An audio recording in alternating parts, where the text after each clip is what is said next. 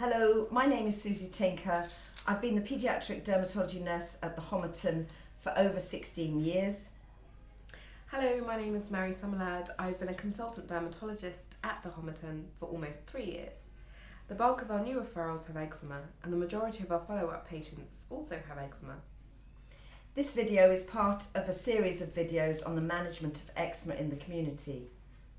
This particular video is about topical steroids. Please also watch the videos emollients, bathing, and flares and triggers in order to get a complete overview of the management of eczema. Topical steroids have been used as eczema treatment for over 50 years. Topical steroids are used in the short term for flares of eczema. They are usually applied once or twice per day on the eczematous areas of skin. They are not used more than twice daily. The usual advice we will give is to apply the steroid on the eczematous areas of skin until the skin is no longer rough and itchy. There is no set number of days. Although tell parents to expect to need to use a steroid for approximately 1 to 2 weeks per area of eczema. What we will recommend is that if the same patch of eczema is not clearing after a week or so on the face or 2 weeks or so on the body and limbs, then it may be worthwhile seeing the GP, as a stronger steroid may need to be used. Steroids come in 4 strengths: mild, moderate, potent, and super potent. We refer to this as the steroid ladder. Mild steroids are used on the eyelids, moderate steroids are used on the face and on the body in younger children or those with mild eczema. Potent steroids are used on the body and limbs, never on the face. We do not advocate the use of super potent steroids in children. Steroids come as ointments, creams, gels and solutions. Ointments are always preferred as they stay on the skin longer and are less likely to irritate. Gel and solution steroids are good for the scalp or hair-bearing areas in older children. Cream steroids are easier to apply in the genital area. These are some of the examples of the different steroids. So here we've got an example of our topical steroid ladder. So starting at the weakest strength, we would call hydrocortisone a mildly potent steroid. Next, we would call something like clobetasone butyrate a moderately potent steroid. Then we have our potent steroids, and examples would be betamethasone valerate 0.1% or mometasone furoate. And then the strongest steroid of all is the clobetasone propionate, which we don't actually recommend use in children because it's very strong. So something like hydrocortisone ointment, we would use this on the eyelids of even babies. So often parents are worried about, can I put a steroid on a 3-week-old? The answer is yes, if they have eczema. We would use something like the clobetasone on the face, forehead, cheeks, chin of a child. Or if a child had very mild eczema, we would recommend using this on the body as well, body and limbs. And then the more potent steroids, we would only recommend using on the limbs and the body.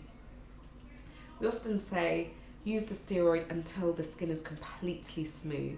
So if it still feels a bit rough and thickened, carry on using the steroid. Most steroids will start working within about 3 or 4 days, and you'll start seeing good results after about 5 to 7 days. So I'm just going to demonstrate how to apply the topical steroid.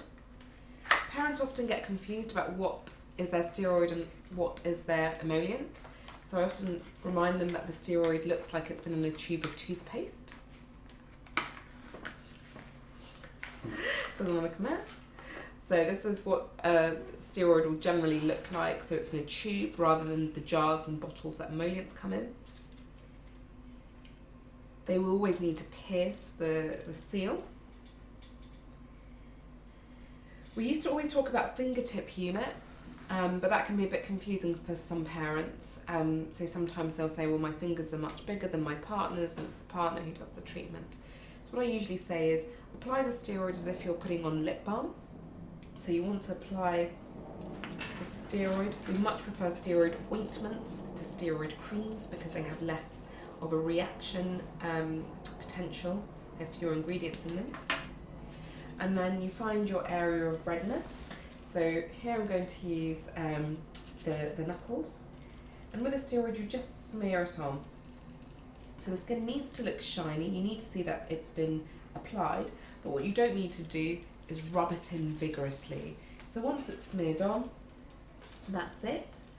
You would wait about 10 minutes, maybe 15 minutes. You can tell that if the child has just had their bath, they can put their underwear on. If the eczema is in an accessible area, they can put their pyjamas on. And then you would moisturise all over the body. And again, it's in a downward motion. Always remember to replace the lid.